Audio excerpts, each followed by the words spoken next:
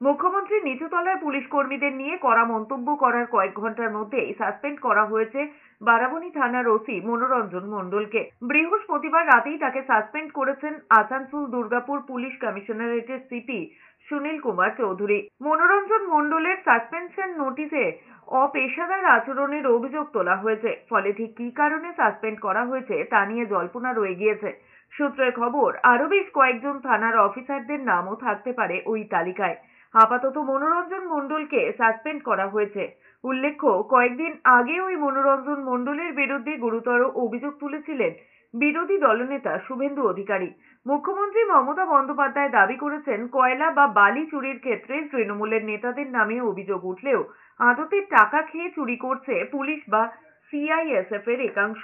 এই বিষয়ে তিনি বরদাস্ত করবেন না বলে হুঁশিয়ারি দিয়েছেন। তারপরে বারাবণী থানার ওসি মনোরঞ্জন মণ্ডলের সাসপেনশনের খবর সামনে এসেছে।